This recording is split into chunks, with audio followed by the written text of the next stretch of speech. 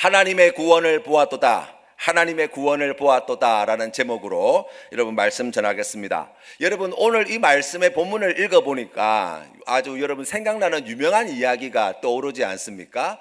여러분, 과거 기원전 450년경에 마라톤 평지에서 이제 그리스와 이 페르시아 군 간의 치열한 전투가 있었죠. 그리스 군대의 숫자는 약 10,000명, 페르시아 군대가 한 25,000명, 수적으로 매우 열세한 상황 속에서 전쟁이 벌어졌으나 그 전쟁에서 모두가 다 패배할 것이라고 생각했던 이 그리스가 승리를 거두게 됩니다. 그리고 이 그리스가 승리한 소식을 전하기 위해서 전령으로 이제 마라톤 평지에서부터 아테네 시내까지 한 걸음에 달려가서 우리가 이겼다라는 이 소식을 전했던 사람, 바로 페이피데스의 이야기가 생각나는 말씀이 아닌가 여러분 생각돼요. 여러분, 우리가 생각해보면 이 페이피데스가 그 승리의 소식을 전하기 위하여 달려갔던 그 걸음을 생각합니다. 피곤하고 힘들고 어려웠을 테지만 실제로 이 소식을 전하고 난 뒤에 전설에 의하면 그 자리에서 생을 마감하게 되었다라고 알려질 만큼 정말 험하고 어려운 이 사명을 띠고 그 일을 감당한 사람이라고 이야기하겠지만, 그 소식을 전하기 위하여 달려갔던 페이피데스의 그 마음, 얼마나 기쁘고 즐거운 마음이었을까를 생각해 보는 거예요. 그런 의미에서 우리가 오늘 말씀을 가만히 읽어보면 9절 말씀에 너 예루살렘의 황폐한 곳들아 기쁜 소리를 내며 함께 노래할지어다. 이는 여호와께서 그의 백성을 위로하셨고 예루살렘을 구속하셨음이라. 아멘. 그러니까 구원받은 하나님의 백성들, 이 신앙의 삶의 현실이 어떠해야 하는가라고 이야기할 때 오늘 우리가 읽은 성경 말씀이 가르쳐주는 것은 기뻐해야 하고 함께 노래할 수밖에 없고, 하나님으로부터 그 위로를 누리며 구원의 감격으로 하나님 앞에 나와 예배하는 그 귀한 신앙의 삶의 자리, 그 예배의 자리를 우리가 그려볼 수 있는 말씀이 아닌가 생각해요. 그래서 여러분, 예수님을 잘 믿는다는 것은 늘 기쁨과 감사함으로 살아가는 삶이라고 이야기해요. 그러니까 항상 기뻐하고 범사에 감사하는 삶, 그 삶을 살아가는 사람이 바로 그리스도인이다 라고 이야기할 수 있습니다. 그런데 여러분, 우리가 성경 말씀에 보면 구원받은 하나님의 백성들은 이렇게 기뻐하고 즐거워하고 정말 하나님으로부터 늘 위로를 공급받고 그 구원의 기쁨과 감격을 가지고 주님 앞에 예배한다고 하는데, 여러분 옆에 계신 분들 얼굴을 한번 쳐다보세요. 어떠십니까? 그 기쁨이, 그 감격이 지금 얼굴에 담겨 있습니까? 어떠세요? 실제로 우리의 신앙의 삶의 현실 속에서 이 기쁨과 즐거움을 누리지 못할 때가 얼마나 많은지 몰라요. 특별히 여러분, 이 52장의 말씀의 시작을 여러분 한번 보십시오. 1절과 2절 말씀에 보시면 이런 말씀이 나와 있어요. 시온아 깰지어다 내 힘을 낼지어다. 거룩한 성 예루살렘이여 내 아름다운 옷을 입을지어다. 이제부터 할례받지 아니한 자와 부정한 자가 다시는 내게로 들어옴이 없을 것임이라. 너는 티끌을 털어버릴지어다. 예루살렘이여 일어나 앉을지어다. 사로잡힌 딸 시온이여 내 목의 줄을 스스로 풀지어다 라고 말씀합니다. 11절에도 계속해서 이렇게 말씀하고 있어요. 너희는 떠날지어다 거기서 나오고 부정한 것을 만지지 말지어다. 그 가운데서 나올지어다. 여호와의 기구를 매는 자들이여 스스로 정결하게 할지어다 라고 나와 있어요. 여러분, 이 1절과 2절과 11절 말씀에서는 여러분 그 문장의 구조를 가만히 살펴보면 계속되어지는 명령문이 기록되어 있어요. 그러니까 지금 하나님 앞에 그 구원의 기쁨과 감격을 가지고 주님 앞에 나아갈 때 우리가 경험하게 되어지는, 확인하게 되어지는 신앙의 현실 가운데 하나는 뭐냐면 해야 될 게 너무나 많다는 거예요. 이것도 해야 된다, 저것도 해야 된다, 안 하면 안 된다, 지켜야 된다, 이런 것은 잘못하면 안 된다, 죄 지으면 안 된다, 이런 여러 가지 명령들이 산더미처럼 쏟아지는 신앙의 현실 말이에요. 여러분, 우리가 가만히 생각해 보면 나 혼자 스스로 하는 것과 명령을 받아서 해야 하는 것은 다른 값을 가지고 돼. 여러분이 지금 살아가는 삶의 현실을 여러분 가만히 생각해 보세요. 아침에 일어나서 이제 세수하고 밥 먹고 또 옷 갈아입고 출근하는 이 일을 그냥 아무렇지도 않게 하지만 여러분 그 모든 일들을 누군가 계속해서 옆에서 명령한다고 생각해 보라고요. 자고 있는데 일어나라고 자꾸 이야기합니다. 일어났더니 씻으라고 이야기합니다. 씻었더니 앉아서 밥 먹으라고 이야기합니다. 늦게 먹으면 밥 늦게 먹는다고 잔소리를 합니다. 그리고 난 뒤에 또 옷 갈아입으라고 이야기합니다. 그리고 빨리 회사 가라고 이야기합니다. 갔더니 열심히 일하라고 이야기합니다. 여러분 생각해 보시라고요. 우리가 그냥 하는 일도, 우리가 그냥 아무렇지도 않게 일상 속에서 평범하게 하는 일도 똑같은 일인데 누군가로부터 아침부터 저녁까지 계속해서 그것이 명령으로 주어지면 여러분 우리 마음이 얼마나 피곤하고 힘들겠냐고요. 우리가 신앙생활할 때 그런 어려움이 있지 않냐고요. 뭔가 할 일이 너무나 많아요. 하지 말아야 할 일이 너무나 많아요. 지켜야 할 것이 너무나 많아요.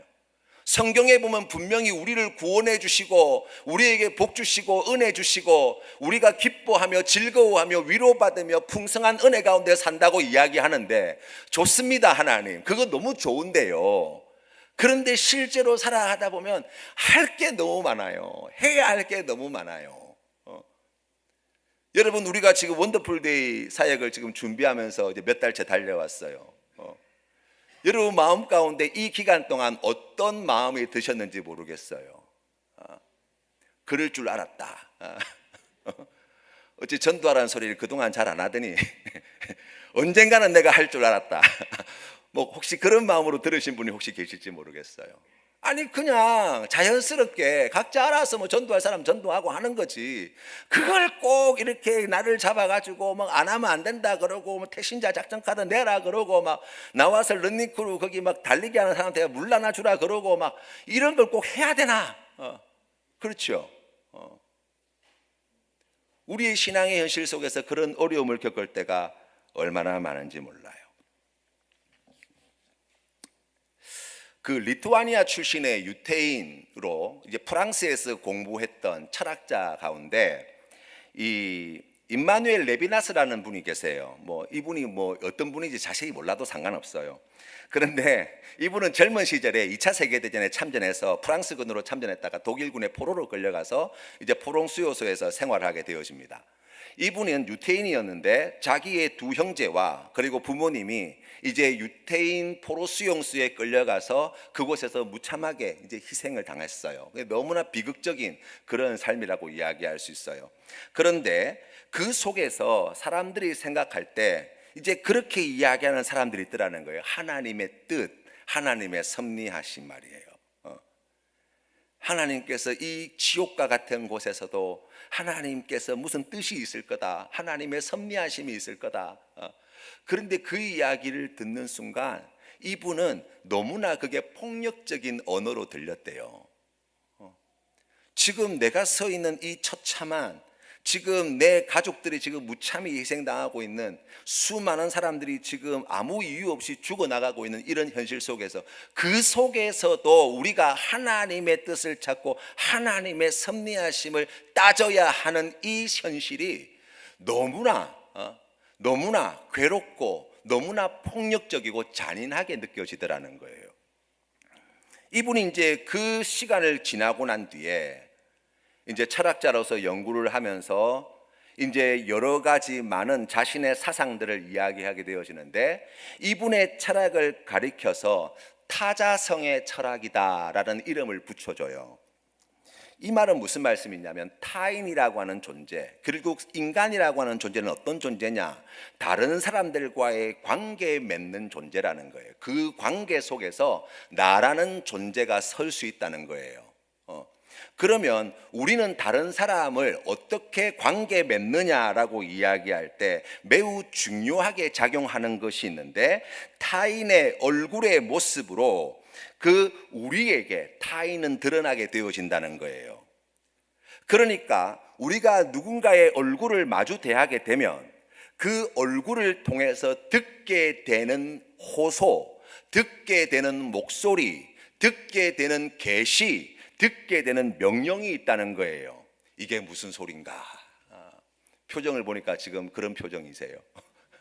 여러분 가만히 생각해 보세요. 옛날에 여러분 자녀를 낳았을 때 말이에요.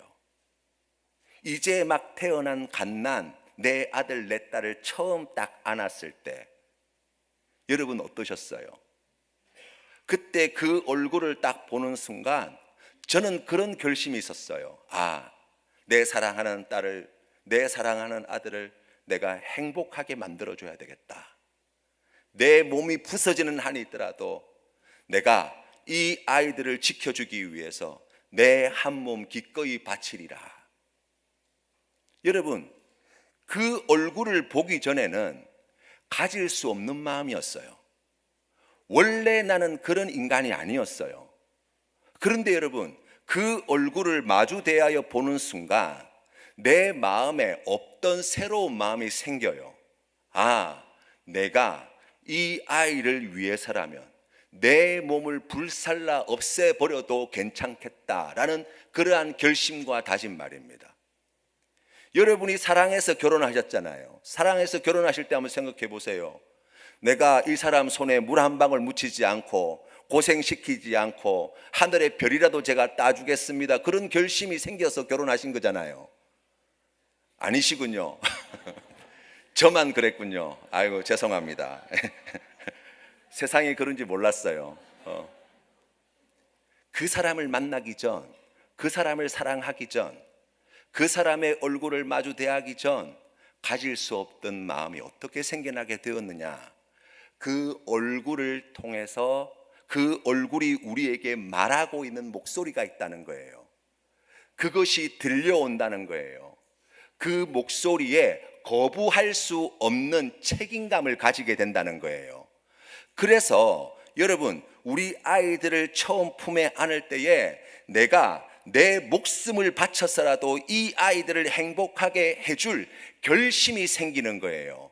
내가 이 자녀들을 행복하게 만들기 위해서라면 수단과 방법을 가리지 않겠다는 그런 다짐과 함께 실제로 그렇게 살아가게 되어지는 거예요. 그 얼굴이 우리에게 말해주는 호소와 명령이 있고 거기에 대한 마땅한 책임을 내가 지겠다는 결심, 이 놀라운 일이 그 순간에 발생하게 되어지는 거라고 이야기해요. 며칠 전에 우리 준영이가 이제 제 지갑에다가 편지를 하나 넣어놨어요. 거기에 뭐라고 나와 있냐면, 아빠 지갑을 봤는데 돈이 없어서 용돈을 넣었어. 내가 아픈데 어루만져 주고 제일 먼저 걱정해줘서 고마워. 이 용돈으로 먹고 싶은 거 먹어. 그리고 항상 내 곁에서 날 웃게 해주고 행복하게 해줘서 고마워. 가끔이지만 아빠 돈으로 맛있는 걸 사줘서 고마워. 사랑해. 라고 이렇게 딱 종이를 적어놓고, 끝까지 잘 들어보셔야 돼요. 지갑에다가 9만 원을 넣어놨더라고요. 좀 그래요, 우리 아들이. 그래서 제가 불러다가 너무 고맙다고 인사를 하면서, 이거 너무 액수가 크다. 5만 원 너 가져가고 4만 원 아빠가 맛있는 거 사 먹을게. 라고 했어요. 우리 아들이 그런 아들이 원래 아니에요. 원래 그런 아들이 아니라고요. 그런데 이 아들의 눈에 뭐가 보였어요? 아빠 얼굴이 보였어요. 아빠 얼굴이 자기에게 하는 음성이 들렸어요. 거기에 무한한 책임감을 가지게 되었어요. 그래서 자기가 책임질 수 있는 것이 무엇인가 생각할 때 아빠를 위해서 자기가 그동안 모아놓았던 용돈 가운데 절반, 이 9만 원을 그냥 기쁘게 넣어 놓은 거예요. 괜히 돌려줬다 싶은 생각이 들기는 하지만 그 마음은 너무나 좋더라고요. 여러분, 원래 그런 사람이 아니거든요. 그런데 여러분, 그 얼굴이 말하고 있고 그 얼굴을 통해서 호소하는 목소리가 들려오게 되어지고 거기에 책임감을 가지게 되어지고 그 책임을 기쁘게 감당할 때 그런 놀라운 일이 일어난다고요. 그래서 이 레비나스라는 사람은 사람이 어떤 존재냐라고 이야기할 때 타인을 위한 존재라는 거예요. 인간이라는 것은 예수 그리스도는 어떤 분이시냐라고 이야기할 때 타인을 위하여 이 땅에 오신 분이시라는 거예요. 그래서 여러분, 자기 자신은 없고 타인의 얼굴을 통해서 들리는 그 음성에 무한한 책임을 지시는 분, 그 책임을 기꺼이 감당하기 위해서 십자가에 오르시고 피 흘려 죽으신 분, 그리하여 우리의 구원자가 되신 분, 바로 그분이 예수 그리스도라고 말씀하시는 거예요. 하루는 선생님이 제자들에게 물었습니다. 언제부터가 아침이냐? 한 제자가 이렇게 대답합니다. 동이 터오면 그때부터가 아침입니다. 다른 제자가 이렇게 이야기합니다. 아닙니다, 선생님. 새들이 쥐저기지기 시작하면 그때부터가 아침입니다. 또 다른 제자가 이야기합니다. 아닙니다, 선생님. 농부가 일하러 밭으로 나아갈 때 그때가 아침입니다. 선생님께서 그 말씀을 들으시고 이렇게 대답하십니다. 아니다. 사람이 보이기 시작하면 그때가 아침이다 라는 이야기예요. 우리 예수님께서는 마태복음 25장 말씀에 이렇게 말씀하십니다. 말세의 때, 그러니까 우리 주님께서 다시 하나님의 나라의 권세를 가지고 이 땅에 재림하시게 될 때를 이야기하면서 이렇게 이야기합니다. 그 오른편에 있는 자에게 이르시되 내 아버지께 복받을 자들이여 나와 창세로부터 너희를 위하여 예비된 나라를 상속받으라. 내가 줄일 때에 너희가 먹을 것을 주었고 목마를 때에 마시게 하였고 나그네 되었을 때에 영접하였고 헐벗을 때에 옷을 입혔고 병들었을 때에 돌보았고 옥에 갇혔을 때에 와서 보았느니라. 이에 의인들이 대답하여 이르되 주여 우리가 어느 때에 주께서 줄이신 것을 보고 음식을 대접하였으며 목마르신 것을 보고 마시게 하였나이까? 어느 때 나그네 되신 것을 보고 영접하였으며 헐벗으신 것을 보고 옷을 입혔나이까? 여러분, 이 말씀의 맥락이 이해되어지지 않아요? 예수님께서 우리에게 말씀하시는 걸 잘 들어보세요. 지금 우리가 실제 삶 속에서 무엇을 말씀하냐면 줄이는 사람을 만나게 되었다는 거예요. 또 목마른 사람을 만날 때가 있다는 거예요. 헐벗은 사람을 만나게 되었다는 거예요. 병든 사람을 만나고 옥에 갇힌 사람을 만나게 되었다는 거예요. 그런데 구원받은 하나님의 자녀는 어떤 사람이냐? 헐벗은 사람을 만나게 될 때 그 얼굴이 이야기하는 호소, 그 얼굴이 우리에게 말씀하여 주시는 계시, 그 계시의 말씀에 책임감을 느끼고 그 책임을 감당하기 위하여 줄인 자에게는 먹을 것을 내어주고 목마른 자에게는 마실 물을 내어주고 옥에 갇힌 자는 돌아보아 살피고 또 나그네 된 자를 영접하는 이 귀한 삶을 사는 것, 여러분, 이것이 구원받은 하나님의 백성의 삶이라고 말씀하신다고요.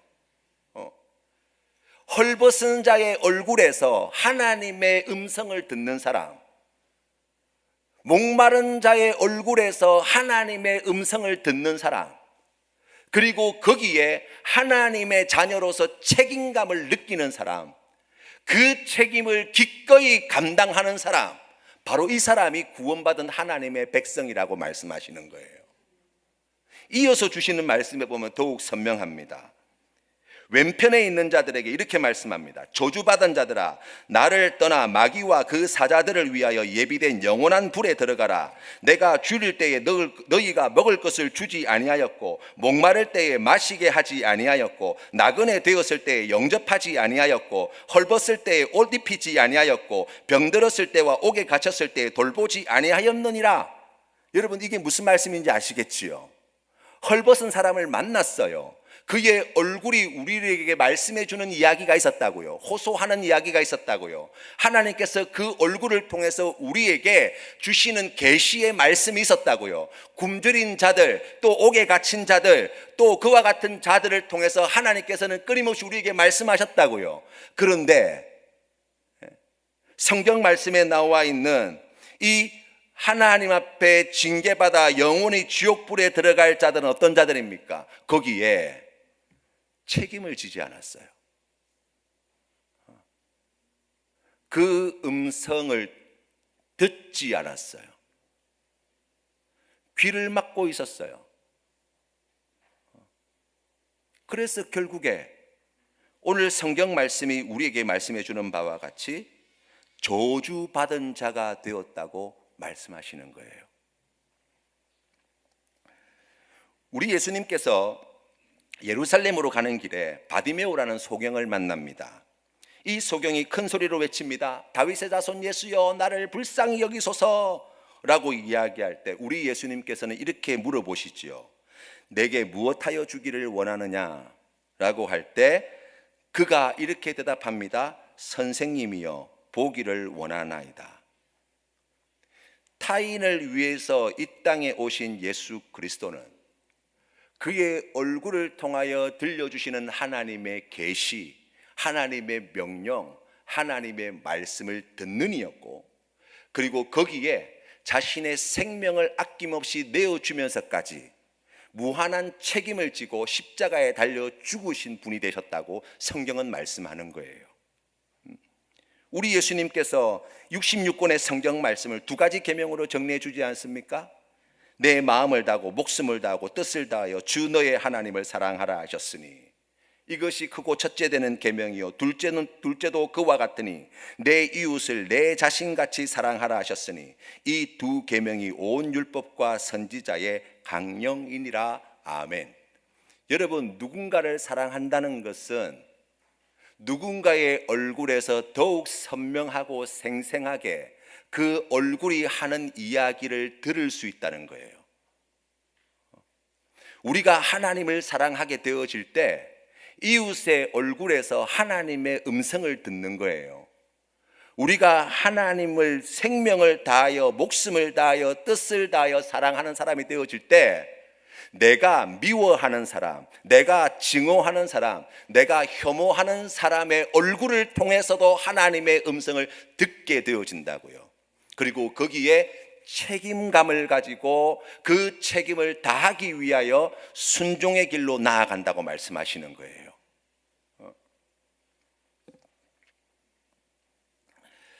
세상의 이야기는 분명합니다. 그 소리를 듣지 말라는 거예요. 타인의 얼굴에게서 시선을 너에게로 돌려라고 이야기하는 것이 세상의 이야기예요. 왜 지금 세상이 점점 더 악해져 갑니까? 라고 이야기한다면, 왜 지금 주님께서 오실 날이 점점 더 다가오고 있는 종말의 때라고 이야기할 수 있습니까? 라고 이야기한다면 그 이유 가운데 하나는 분명합니다. 지금 세상은 우리에게 다른 사람의 얼굴을 볼 필요가 없다고 이야기해요. 너 자신을 봐라. 너 감정에 충실해라. 네가 원하는 것을 가지기 위해서 애써라. 그리고 그것을 누려라. 그렇죠. 그래서 여러분, 이제 얼굴과 얼굴을 마주 대하여 다른 사람의 얼굴을 응시하며 그의 얼굴이 나에게 들려주는 이야기를 들으려고 하지 않고 이제 더 이상 사람 만나는 것이 피곤하고 힘들고 점점 더 어려워져 가는 시대 가운데 살고 있어요. 얼굴을 마주 대하고 이야기하는 것이 너무나 부담스러운 시대 가운데 살고 있다고요. 이제 인공지능과 대화하는 것이 훨씬 재밌어요. 인공지능과 소통하는 것이 훨씬 만족스러워요. 사람하고 문자로 대화하는 것이 훨씬 편해요. 그 사람의 얼굴을 살펴볼 마음의 여유가 없어요. 온통 내 자신만 바라보고는 시대를 살고 있다고요. 하나님은 우리를 창조하실 때 하나님의 형상으로 지으셨다고 말씀하십니다. 여러분, 우리가 믿음으로 살아간다고 이야기할 때 결국 하나님과의 관계가 단절되어서 나라고 하는 이 울타리 안에, 이 블랙홀 안에 갇혀서 나밖에 모르고 나를 위하여 살던 우리가 이 나라고 하는 울타리를 벗어나는 것은, 나라고 하는 이 한계를 넘어서는 것은 내가 희생하고 헌신하고 내가 손해보고 내가 참고 내가 견디는 시간이 아니라 우리가 잃어버렸던 하나님의 형상, 가장 나다운 모습을 다시 되찾는 시간이라고 말씀하시는 거예요. 그래서 여러분, 그리스도인이 타인을 위하여 살아갈 때 그때 가장 자기다운 삶을 살 수 있는 거예요. 사랑하는 내 자녀들을 위하여, 사랑하는 내 남편과 아내를 위하여, 사랑하는 내 친구와 이웃을 위하여 우리가 살게 되어질 때 하나님께서 창조하신 가장 나다운 모습으로 비로소 잃어버린 하나님의 형상을 회복한 구원받은 하나님 백성의 그 영광스럽고 명예로운 삶을 살게 되어진다고 말씀하시는 거예요. 원더풀 데이가 한 주 남았습니다. 우리가 이 시간을 준비하면서 오늘 이 주신 말씀을 통하여 함께 나누고 싶은 이야기는, 우리의 이 전도 축제는 교회 안 다니는 사람을 교회에 끌고 오는 시간이 아니라 그의 얼굴을 응시하는 시간이 되어야 돼요. 그의 얼굴이 말하는 하나님의 음성에 귀 기울이는 시간이 되어야 돼요. 그 음성에 책임을 지고 우리가 감당할 수 있는 그 책임을 기쁘게 감당하는 시간이 되어야 돼요. 그러할 때 오늘 우리에게 주신 말씀이 가르쳐 주는 바와 같이 땅 끝까지도 모두 우리 하나님의 구원을 보았도다. 이 기쁜 고백으로 주님 앞에 나아가게 될 거예요. 하나님께서 이루실 그 놀라운 구원을 소망하며 우리에게 주신 그 명예로운 존귀한 하나님 자녀 구원받은 백성의 그 귀한 믿음의 자리, 그의 얼굴을 통하여 하나님의 음성을 듣고 제가 책임지고 내가 감당해야 될 몫을 감당하며 서겠습니다. 이 귀한 믿음의 고백으로 주님 앞에 나아가시는 우리 모든 성도님들 다 되시기를 바랍니다. 우리 다 같이 자리에서 일어나셔서